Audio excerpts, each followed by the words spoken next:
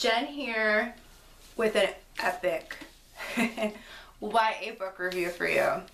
This is The Cruel Prince, and it's beautiful, and it's even more beautiful underneath.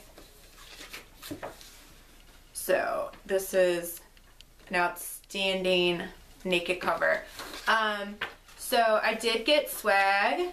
I got a signed book plate and a bookmark and a pin, which is in the other room, and I also got this card as part of pre-order incentive. So my book fell behind me while I was recording another video and I didn't know, and it creased the pages, and I'm hoping that it comes out. Okay, so The Cruel Prince is, if you know and have been following my videos in progression, then you know that right now I'm like really into Holly Black. I went back and bought I'm gonna call it the Tithe series, but I know that's not what it's called. I bought those books, there's 3. Then I went back and bought the Curse Workers trilogy as well.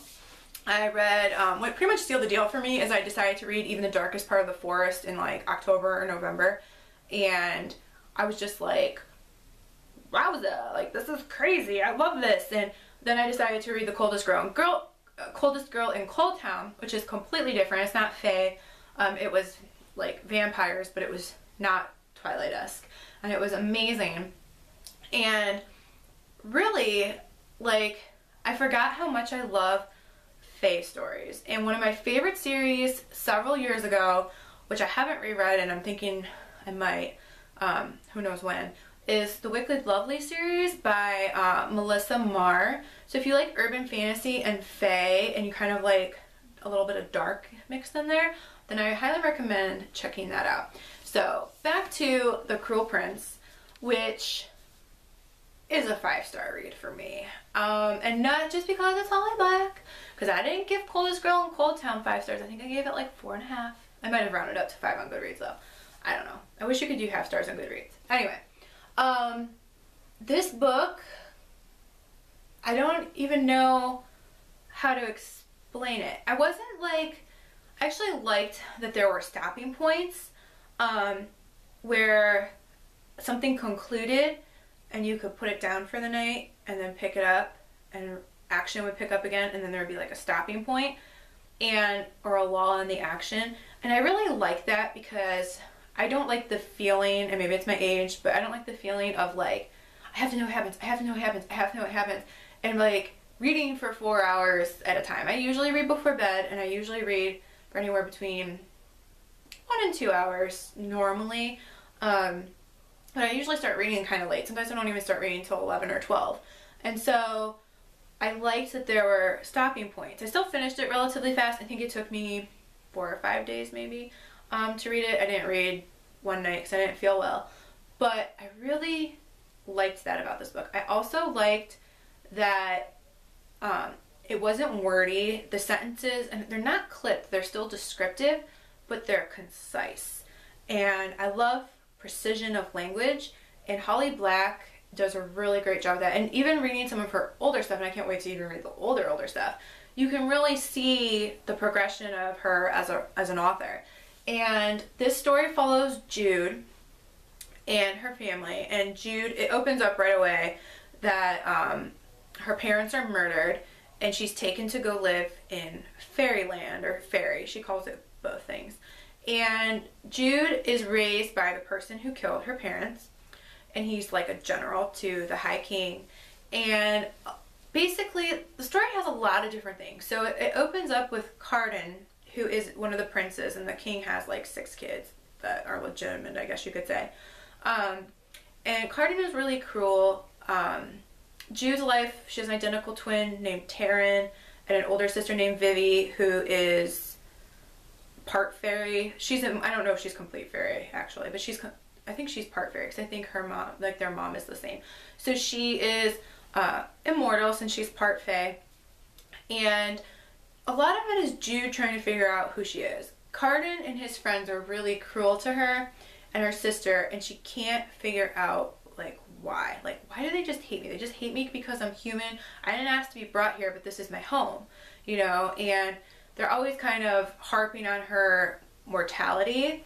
And as she starts trying to figure out who she is, she grows stronger. And not only that, but she also starts realizing that not everything is as it seems. And I'm going to try and do this without spoilers, but it might be really hard. So if I end up spoiling it, I'll put it, I guess, back in the title of the video. So Jude wants to be a knight, and she's training to be a knight, and a new king is about to be coronated. I don't know if that's a word, but I'm using it. And because the High King has decided like he's too old and he's too tired and he's going to the Promised Land, which is kind of a vague term. And so she ends up becoming a spy for the person, the prince who's supposed to be the next king. It's not Cardan, it's one of his brothers. But as she becomes a spy, that's when she starts learning things and realizing that not everything is as it seems. And there's a bit of a mystery that is a plot line throughout the story. And I will not spoil that for you because I kind of pieced it together with Jude. I didn't actually figure it out ahead of time. And that's okay, like that doesn't bother me at all. But you start realizing like other characters, Jude interpreted, it's first person, so Jude interpreted their motivations one way, but then once she starts getting new information and reflecting back on things, she starts thinking about everyone's actions in a different way, from Cardan to her sister, to her other sister, to her father, to everybody. And this general, I didn't mention, is actually her legitimate father, not her human father. She had a human mother, and no, wait. Now I can't remember. I think actually her parents were both human. I don't know why I said that. And then this person just raised her and her sister as her own, but he is actually the father of the eldest sibling. Yeah. Okay. I got confused because she talks a lot about, like, she calls him father and not in a facetious manner, but she was like 7 when all this happened. There's also little bits where they go into the mortal world, and that's kind of interesting because the eldest, actually, even though she's Fae, prefers the mortal world. So that's kind of an interesting dynamic that I love about Holly Black, is oftentimes she takes these, you know, urban fantasy, she takes these like magical, mythical places and either juxtaposes them next to our reality or mixes it with our reality, and I think that's really fun. So basically, as Jude becomes a spy, she starts learning that everything is what she thinks. She's putting the pieces of this puzzle together. There is a, I wouldn't call it a plot twist, but there's like an inciting incident that happens that changes everything for her. And then she starts even learning more information and realizing that things aren't exactly what she thought. And it basically ends with, you know, it doesn't end on a cliffhanger, but it ends with her having aggravated another character, and it's set up for a lot of stuff to happen in the next books. I believe it's a planned trilogy. I'm sorry I'm being so cryptic. It's really hard not to spoil the events of the book because it's really complex. There's a lot of plot lines, and even though it's first person, there's a lot of other people's motivations that are crossing Jude's plot line, basically. So I guess I'll say, if you love Holly Black, you'll love this. If you love Fae, you'll probably love this. If you love urban fantasy, you'll probably love this. And I will also say that there is a character in here, and I was so floored by this. There is a character in here from one of Holly's other books, and I was like, I read the name, I would say I heard the name, but I read the name and I was like, what? Is that the same? No way! And I was super excited for that. So, yowza. This book is, like, I cannot wait for book 2. And I hope it's sooner rather than later, even though I know traditional publishing, it's often a year in between books. And this just came out, what, like January 2nd or something? So I suppose we have a little bit of time. I wish it came out in the fall or something though. But it's, like, I can't wait. Cardan is a complex character. Jude is a super complex character. I think even her twin, Taryn, is super complex.